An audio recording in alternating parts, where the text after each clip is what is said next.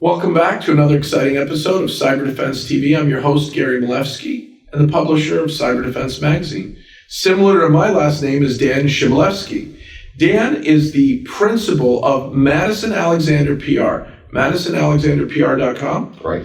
And you're probably saying, we're at a cybersecurity hot seat.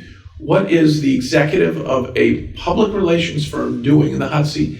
Dan is here because he helps me find the next market leader, and he helps get their message out that sometimes they can't explain so well without him. So welcome. Thank you very much. Happy to be here. And you've got a couple projects going on beyond just Madison Alexander PR.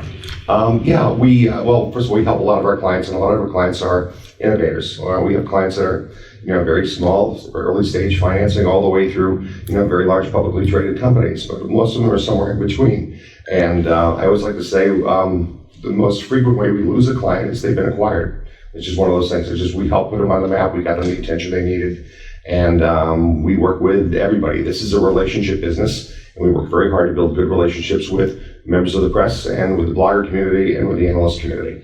So you and I deal with this a lot. We meet a company that's super innovative, and they're doing something really cool and different in cybersecurity. There's a lot of noise out there. We found over 3,000 cybersecurity companies worldwide. How do you get this gem out there? Well, part of it is the relationships we have. Work with your editors all the time, and it's a matter of, hey, pick up the phone and say, we've just started working with this new company, and you really need to talk to them. And it comes down to that. Sometimes the pitch is very easy. It's as simple as a phone call.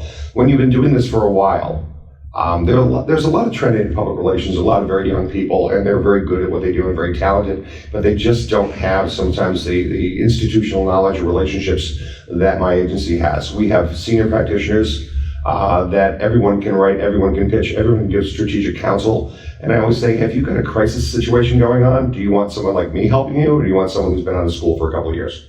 Let's say I have a Code Red crisis. Tell me what you're doing with Code Red. Code Red is a network of, it's a global network of PR firms that specialize in IT security.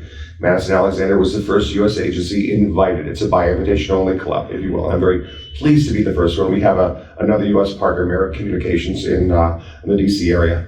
But if I have a client, even a small client, that they want to do a product rollout in Germany, I have a partner in Germany. If they want to do a rollout in Japan, I have a partner in Japan. If they want to do a rollout in Brazil, I have one there.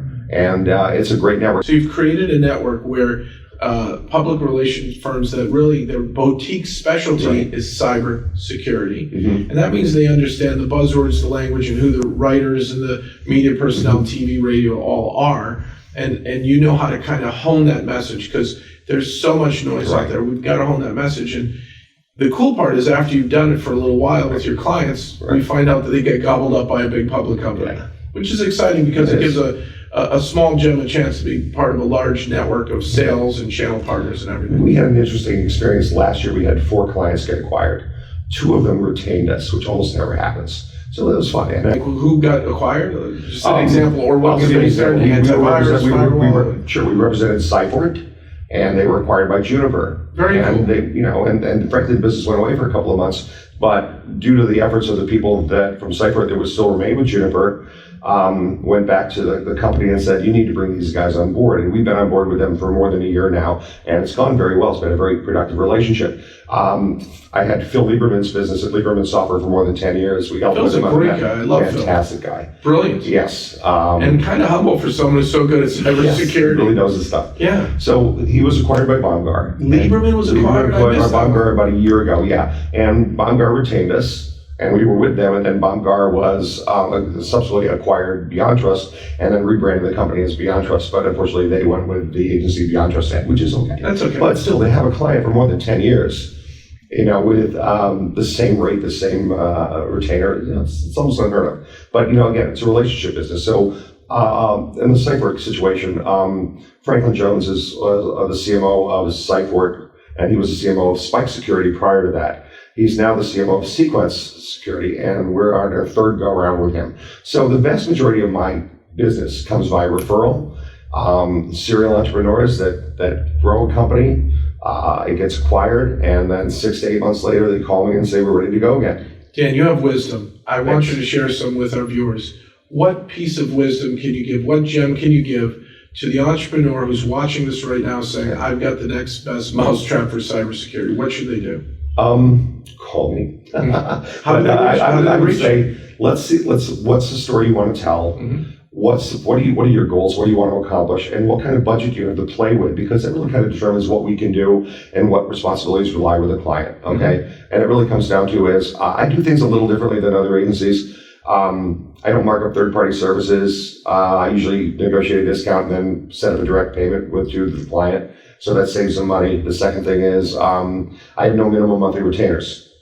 Say that again. Honestly, it's like, it comes down to, if you have a cool story to tell, but you only have so much that you can go with, let's talk. We can do something. You'll help them tell the story. Well, oftentimes some of the agencies with minimum monthly retainers, they have very large clients with very large retainers, and you get a lot of junior people on those smaller accounts, and they're not treated well. And I've seen what they call that little blip of the 3-month curve. It's exciting.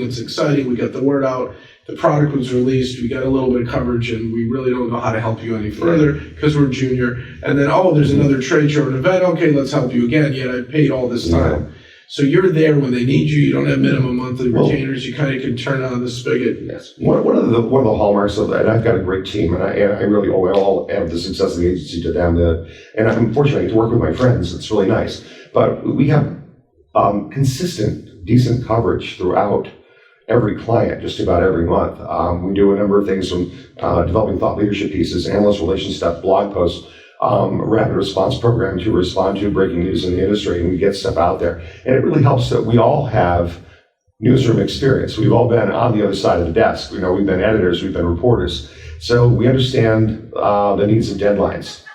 And they're short, or in my space, I'm part of it, our short attention span, because we're in the middle of some deadline or we have some issue, and we really need a crisp message. This is what I've learned, that folks like you can take the entrepreneur, the inventor, the new startup, the folks who just got their angel or venture funding, and help them craft that first-time message that gets the ball rolling. And as you said, most of your clients end up being acquired because they've got great technology, and now somebody bigger who has the wherewithal to bring it to market, who has maybe thousands of channel partners like Juniper, can take that small, innovative thing and turn it into something very big.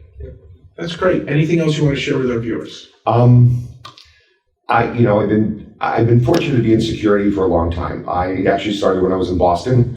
I've been in Southern California for more than 20 years now, and security was always a technology that no one seemed to want, and I was just fascinated by it. I thought it was really interesting.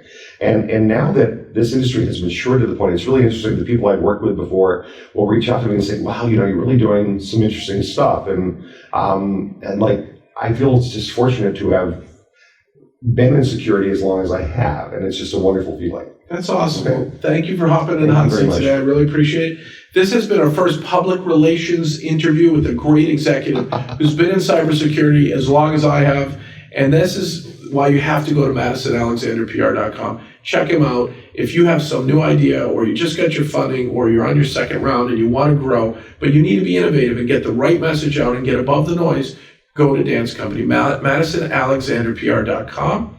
And we'll see you again next time for an exciting episode of Cyber Defense TV.